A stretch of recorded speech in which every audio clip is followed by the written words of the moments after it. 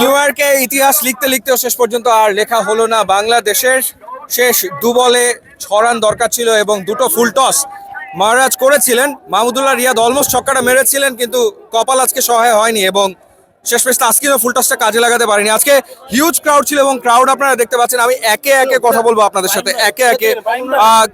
বাংলাদেশ ম্যাচটা হারলো, ঠিক কেন হারলো?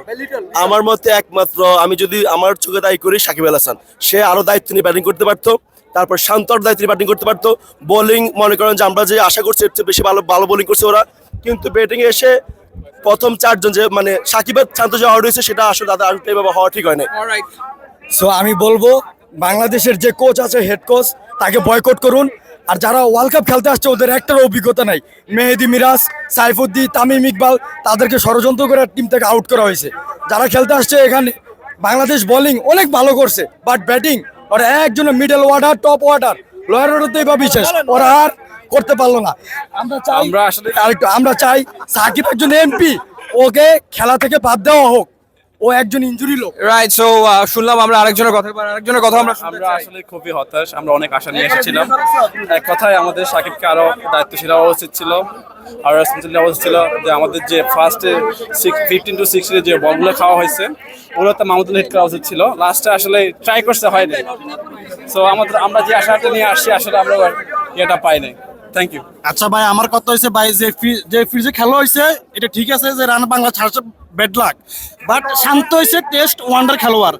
শান্তকে কেন টি-20 চান্স দেওয়া হয়েছে? টি-20 আসে আর ক্যাপ্টেন। আপনি দেখেন আজকে কেউ এটা রান করেছে, সমস্যা নাই, বাট আজকে ফ্রিজে এরকম রানে হয়। বাট শান্তকে টি-20 দল থেকে বাইর করতে হবে। এক টেস্ট খেলোয়াড়, ওয়ানডে খেলেছে, ওয়ানডে খেলবে, ঠিক আছে? ওকে। সো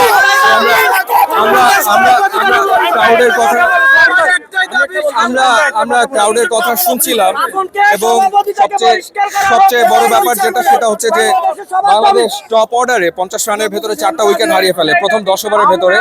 এবং একই সাথে আম্পায়ারের ডিসিশনে যে ব্যাপারটা বলছে সেটা হলো যে মাহমুদুল্লাহ রিয়াদকে যে এলবিডব্লিউ দেওয়া হলো ওটা কিন্তু লেগ বাই হয়ে 4 রান হয়ে গিয়েছিল। সো ওই ডিসিশনটা যদি না দিত তাহলে বাংলাদেশ 4টা রান ওখানে পায়, তাহলে আসলে বাংলাদেশ এই ম্যাচ জিতে বেরিয়ে যায়। এবং একই সাথে তাওহিদ হৃদয় আনফরচুনেটলি আম্পায়ার কলে আউট হয়েছে, তো সেটাও আসলে একটা ইস্যু ছিল। বাজে আম্পায়ারিং এর কথা অনেকেই আসলে বলছে। তো সব মিলিয়ে যেটা বলতে চাই হতাশা অনেকের ভেতরে আসলে কাজ করছে এবং কাজ করাটা স্বাভাবিক, কারণ বাংলাদেশের জয় দেখার জন্য এখানে আসলে মূলত ক্রাউড এসেছিল। তো যাই হোক, ম্যাচ কিন্তু দুর্দান্ত হয়েছে, সেটা নিয়ে কোনো সন্দেহ নেই। ম্যাচ দারুণ হয়েছে এবং আপনাদেরকে জানিয়ে রাখি যে টি-20 ওয়ার্ল্ড কাপ কিন্তু জমজমাট হচ্ছে এবং বাংলাদেশ পরপর 2টো ম্যাচ দারুণ খেলেছে। এবং আপনি নিশ্চয়ই খেলা দেখছেন, স্ন্যাক্স খেতে খেতে খেলা দেখলে খেলার মজা বেড়ে যাবে এবং আপনার স্ন্যাক্সের মজা বাড়িয়ে দেবে কিন্তু রুচির সস এবং নানা রকমের সস আছে, কেচাপ আছে, রসুনের সস, লাল মরিচের সস।